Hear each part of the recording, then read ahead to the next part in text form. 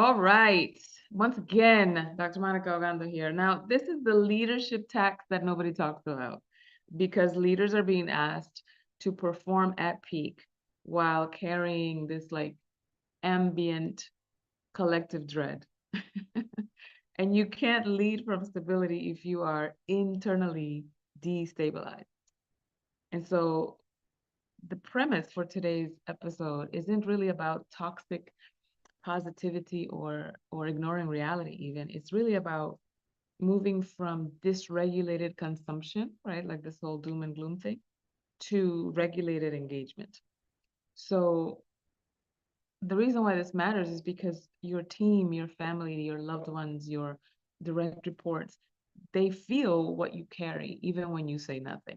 I know that you have had experiences where you walk into a room and you could tell that there's tension, or you could tell that there's an uncomfortable silence, or you could tell that there are unspoken things that haven't been articulated, even though they're quite present. And so, what we want to do is manage your own energy first, because you can't regulate a room if you haven't regulated yourself. And so, I want to give you some tactical strategies for that. I know that if you've done any kind of reading in the last 18 months about leadership, you've probably heard a lot about nervous system regulation and increasing your nervous system capacity so that you can increase your capacity to lead.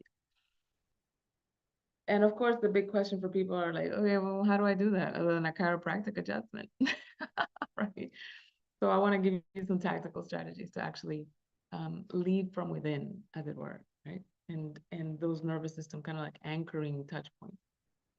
Uh, you probably have heard me, if you've been with us any amount of time, you probably have heard me talk about the kind of like the ascension ladder when you go from the physical chakra, from the bottom chakra, all the way to the higher chakra in terms of like your own energy. Your own energy lightens up, and the density becomes lighter and lighter as you go up in this ascension ladder. And so the densest of your energy is the physical one. In other words, your physical body, your physical space. And part of the way that you move through that is that anchoring, that nervous system anchoring that we're talking about. You already do it.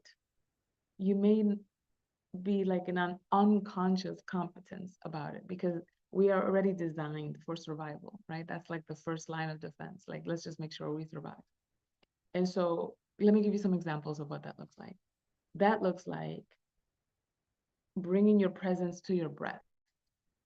Some people do box breathing, right? Like 4 up, 4 hold, 4 down, 4 hold. Like that's like almost as if you're drawing a box with your breathing. So when you inhale, you count for however people count. Sometimes the most common one is 4. So you count for 4 as you inhale, and then you hold the breath for 4 seconds, let's say a count of 4. And then you release the breath, you exhale for 4, and hold again for 4 before you inhale again. That's called box breathing. And so we already breathe, we already move, right? Movement can be a way of nervous system regulation. That's why when I say goodbye to you guys at the end of the podcast, I always say twerking is a Kundalini raising exercise, because it is. You've noticed animals, when they fall or when they experience a traumatic event, the first thing that they do is that they shake it off, literally. Taylor Swift was not inventing a new strategy. She was articulating one that already exists for thousands and thousands of years, right? So that nervous system anchoring is important before leadership points, before you have an important meeting, before you have an important announcement or message to relay. Take 90 seconds to do that physiological reset, whether it's box breathing, whether it's movement, so that you come into a high stakes decision or a high stakes team call or message already grounded, right? So that's one. And it doesn't have to be event driven. It could be like this thing that you do on a regular basis. You can designate 1 or 2 fixed daily slots, so that you can kind of ground yourself in that way. And when you default to operational mode, your operational mode has already built in increased capacity because you're kind of maintaining yourself in that way, right? So that's the second one, is that containment window. Um, And then something that I think is very important for us to distinguish is the difference between responsive grief versus chronic vigilance. The difference between responsive grief and chronic vigilance.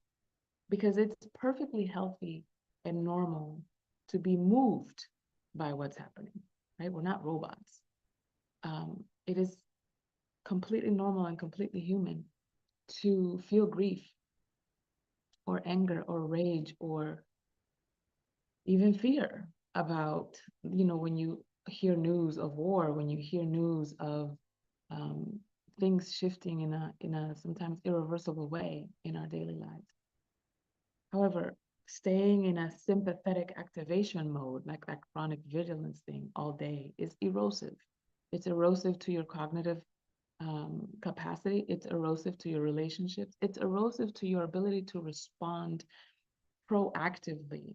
Because eventually what happens is if you're in that chronic vigilance, you kind of get fatigued, you're like burnt out, and then nothing bothers you because that's a state of numbness. That's not a state of um, surrender. It's not a state of um, what is the other word I'm looking for?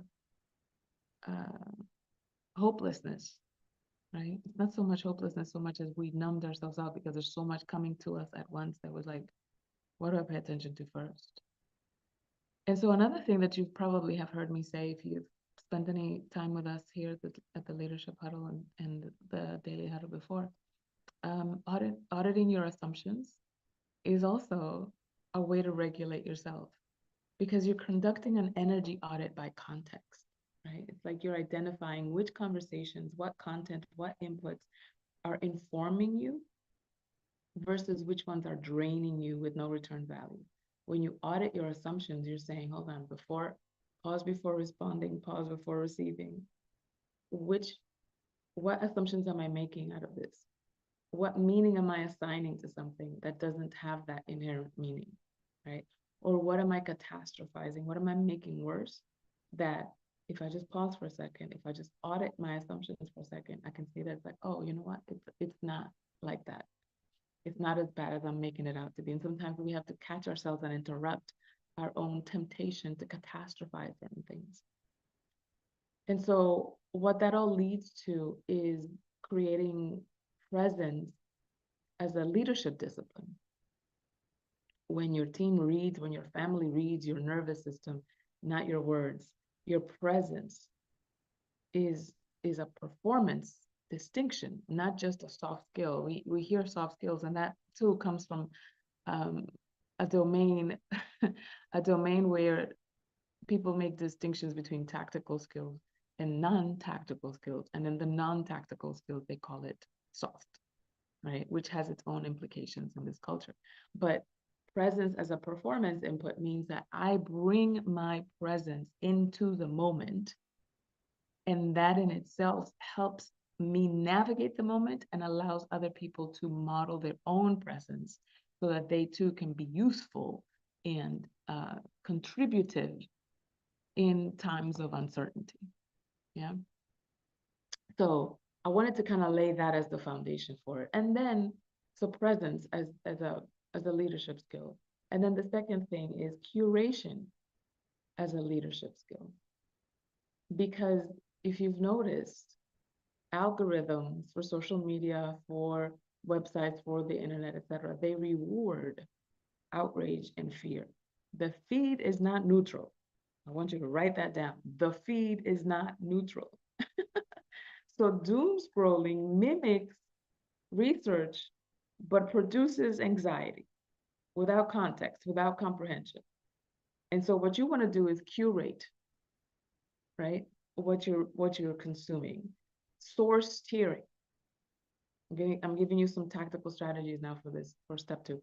Source tiering. That means establish 2 to 3 trusted high signal sources, international, I suggest, not just domestic, that you consume once daily, maybe, or twice at the beginning of the day or at the end of the day, but not reactively, not like this constant scrolling thing that we sometimes tend to do when we think we're waiting or when we have time to decompress or whatever. That's not decompressing you, it's further compressing you, right?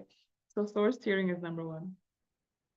Um, and then ask yourself again, along the lines of auditing your assumptions, does this information change or inform what I'm doing today?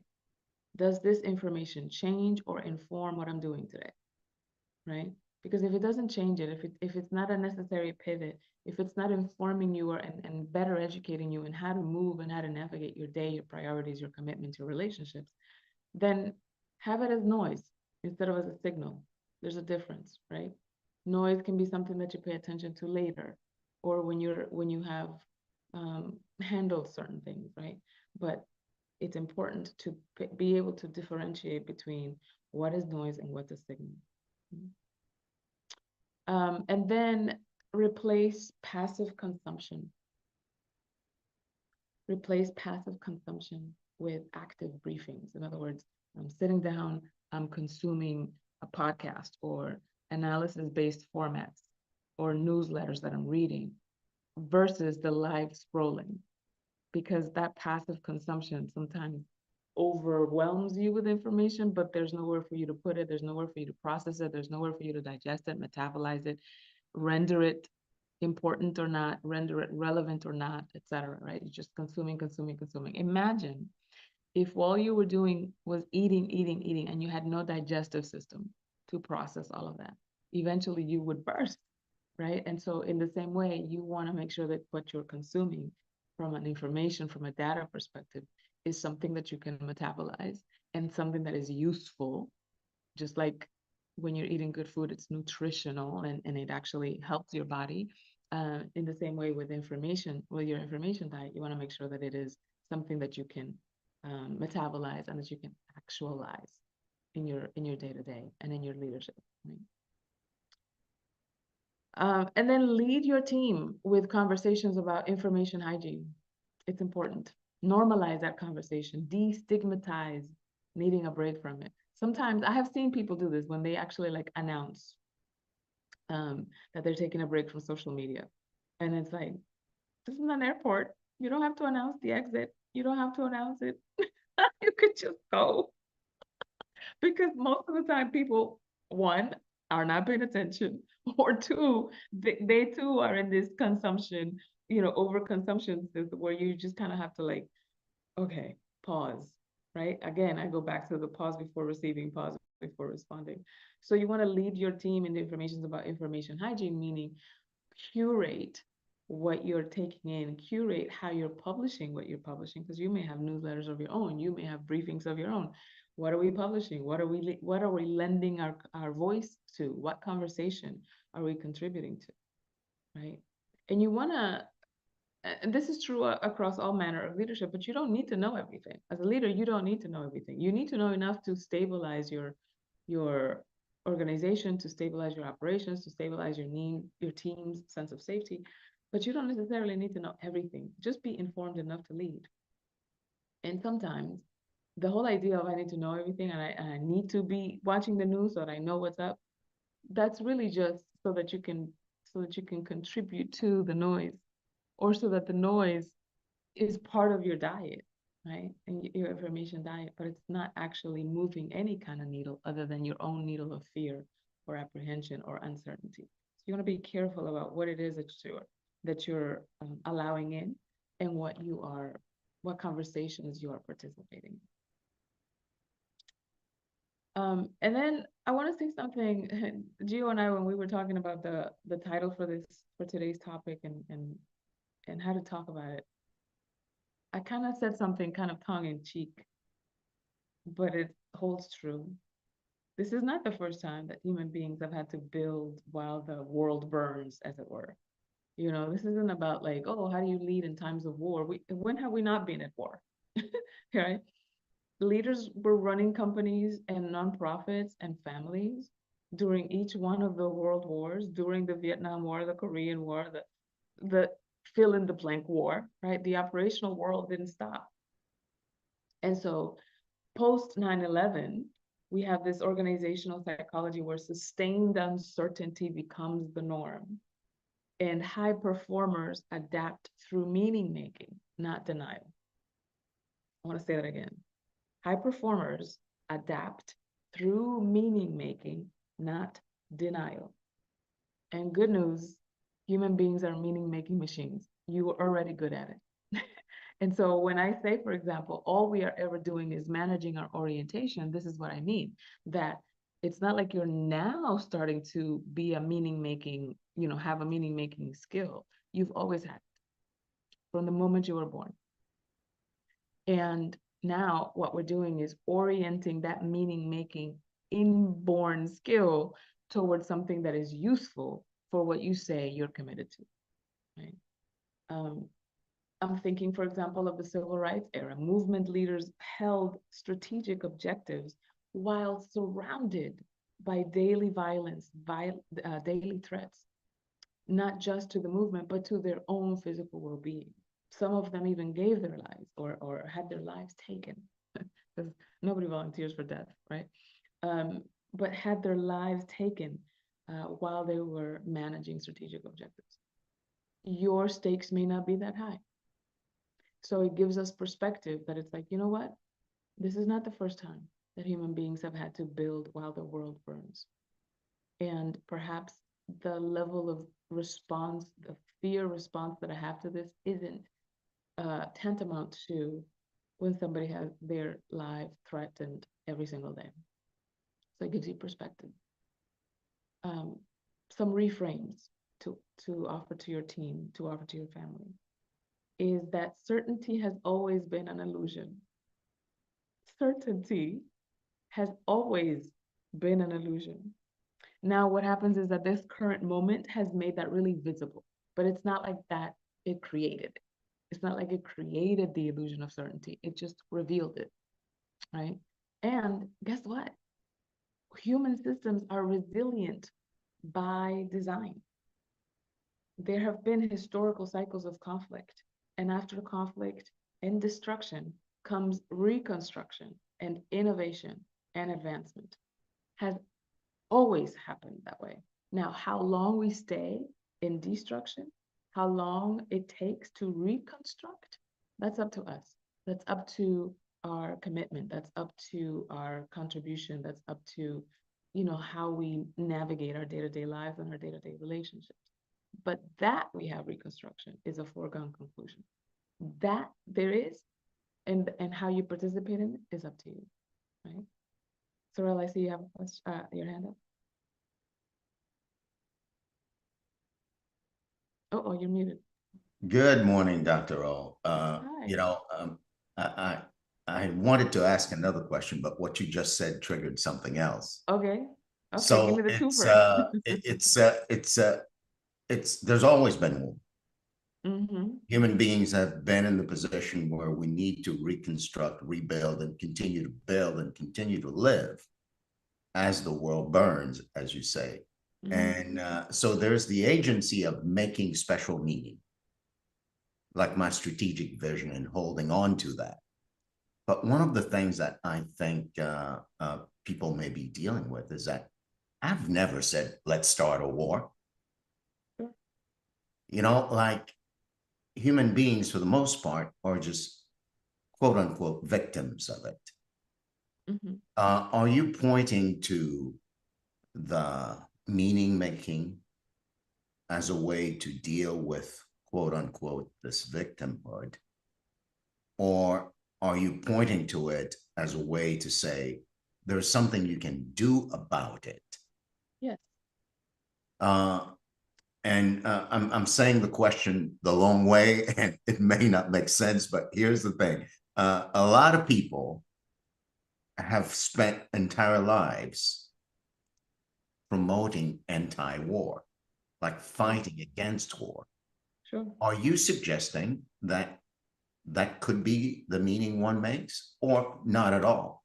Like, just be with war. It's always been around.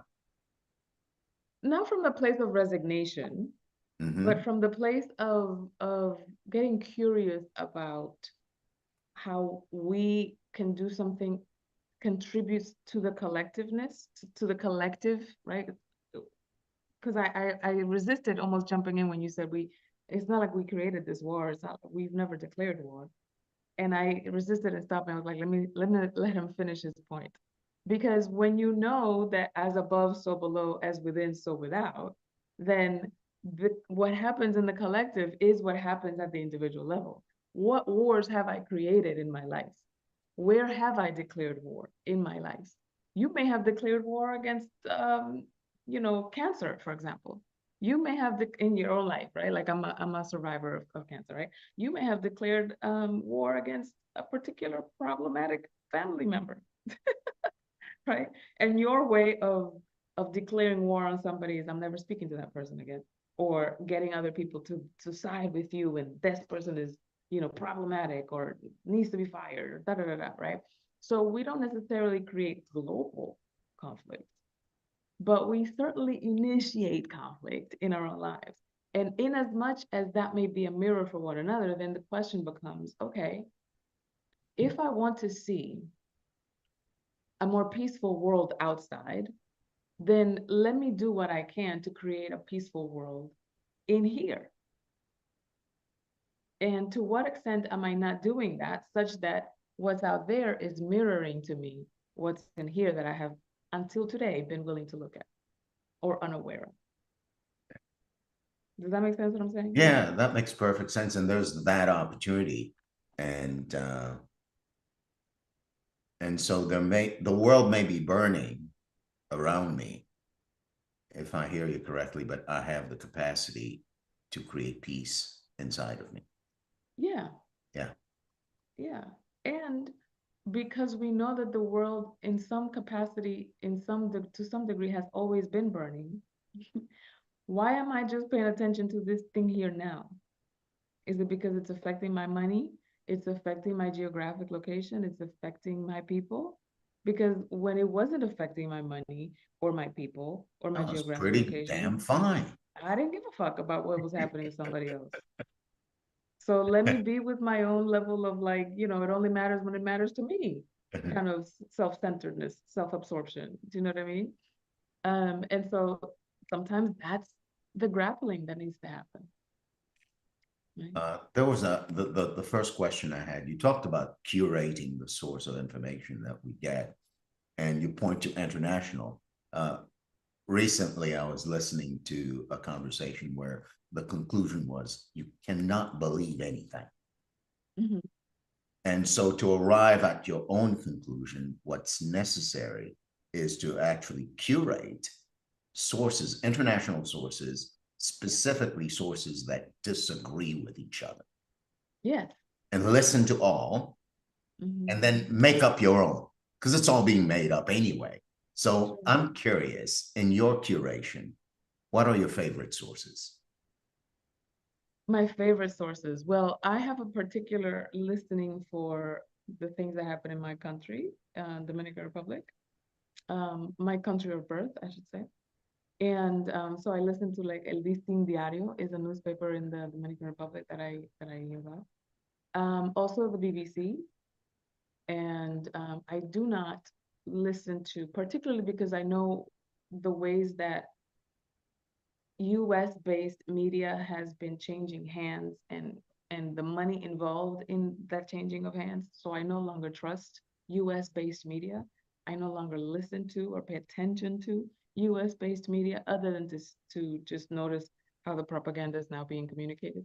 But most of my sources are international in that way. So Al Jazeera, for example, BBC, and in particular for the Dominican Republic, El Listín Diario. Those are my top three.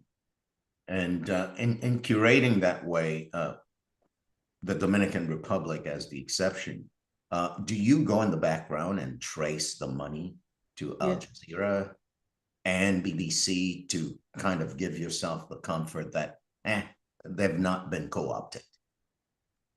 Um, I'm gonna say it this way: the degree of co-opness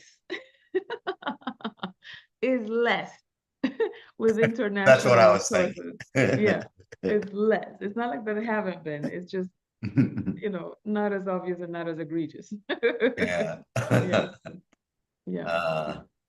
At the risk of just monopolizing the time, I do have a dog. Her name is Maple. And the Mhm. very first thing Maple does whenever she shifts position is she does that shake that ends in a twerk. See, Maple's on it. She's on it. And I was thinking to myself, you talked about the four, the box Box breath. breathing Yeah. and all the other things. And I'm wondering, is there the equivalent of a shake like that physically for a human being? Yes, you can bend at your waist, like so that Uh-huh. you can touch your toes, and then just shaking like this as Yeah. you coming up, all the way up, up, up, up, up, like that. Yeah. That's one. People, because it looks kind of crazy when you do it. I'll be honest and admit that. Um, People have created vibration plates to mimic the shaking that you can do to move Yeah. trauma through your body. So yeah, you can do one of those, or you can just dance. Like I dance all the Yeah. time. Yeah. Okay. Yeah, and you don't have to look cool doing it. You can just do it in your office, door closed. Ain't nobody got to know that you're dancing except you and God. Thank you, Dr. O. You're welcome. You're very welcome.